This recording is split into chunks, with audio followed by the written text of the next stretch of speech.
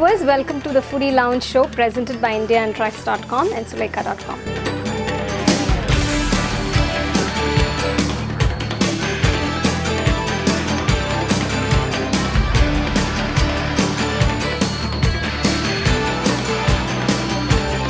Today I'm going to show you how to make Bissi Bele Huli Anna. It's a special spicy sambar rice. It's a specialty of Karnataka. Here are the ingredients. I have about 2 cups of raw rice. I have about 2 cups of tur dal, shallots or sambar onions, about 1 large cup, 2 carrots diced, 2 brinjals diced, some shelled peas, 2 capsicums diced, and I have about 2 potatoes diced. Whole spices, I have cinnamon and clove, turmeric powder, I have some poppy seeds, some mustard seeds, cumin seeds, fenugreek seeds, split urud dal, red chilies, saffrader powder, coriander, fried gram dal, tamarind which has been soaked in water, coriander seeds, Bengal gram, about half coconut grated, a few curry leaves, you need some ghee and some oil. So I've just washed the rice and the dal and I'm going to pressure cook both together. The quantity I'm making here is a large portion, so if you want to cut it down, you can make for 1 cup of rice. The proportion will be 1 cup of rice to 1 cup of dal, so you can make that. So for 1 cup of rice, you add about 4 cups of water and pressure cook. Since I've added 2 cups of rice, I'm adding about 8 cups of water.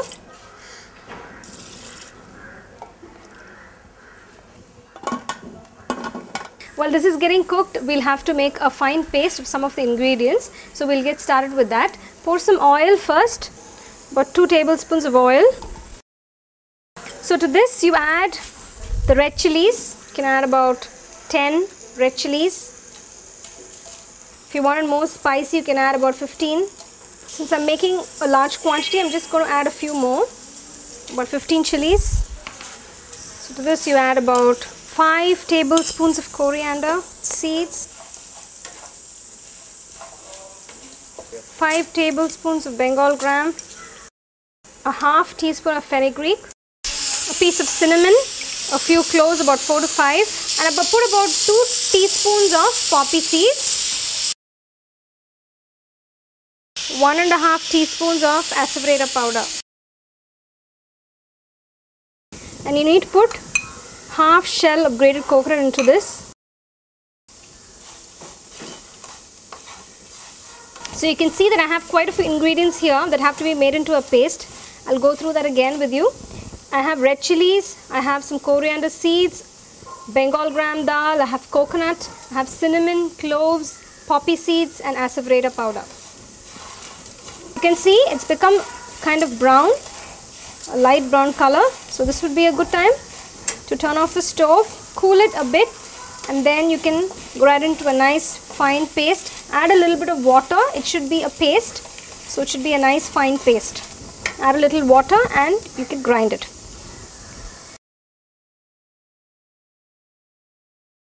So we need to make the dry masala now. This you need to dry roast the ingredients. The ingredients that you need for this are fried gram dal, you need some poppy seeds and some coconut. So I'm going to add about 3 tablespoons of fried gram, 1 teaspoon of poppy seeds and about 2 to 3 teaspoons of coconut.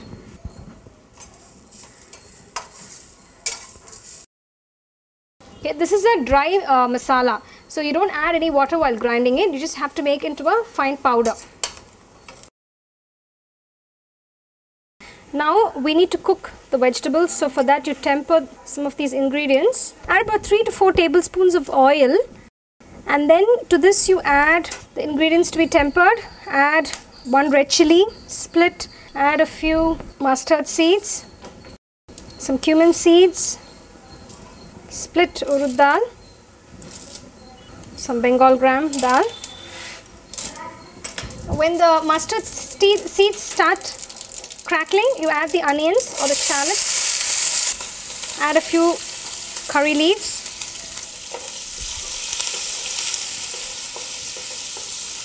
the paste is ready now. You can see it's nice and fine, and I have the dry masala here. This will be incorporated later. So now we're going to cook all the vegetables, so add one by one. Saute for a couple of minutes the onions and then you add all the vegetables, adding the potatoes.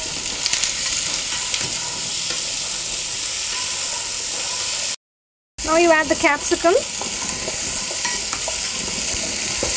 and the carrot. You can add other vegetables of your choice like beans.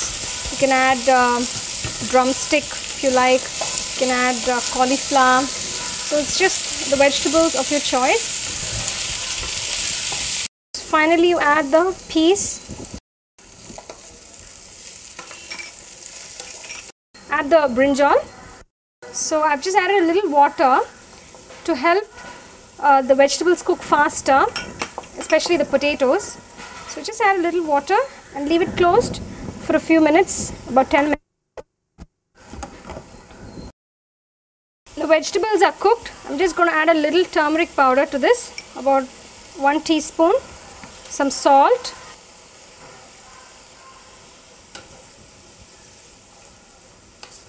After adding the turmeric and the salt, you add the tamarind puree at about half cup. Once you've added the tamarind puree, you add the paste, the masala paste to it. Mix all the vegetables well. Get everything in it there. I'm getting a wonderful aroma here of all the spices.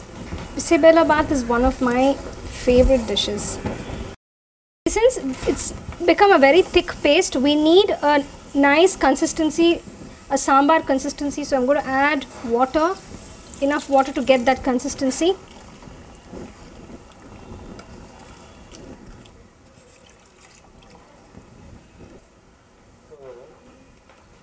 The rice dal is cooked. Now I'm just going to incorporate this into the sambar. So you add little by little and blend into it. Mix it gently.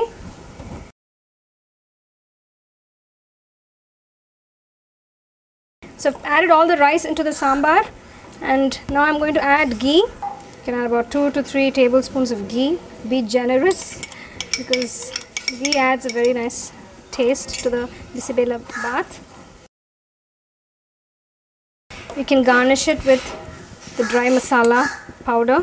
Just adding a little bit there, about 1 to 2 teaspoons.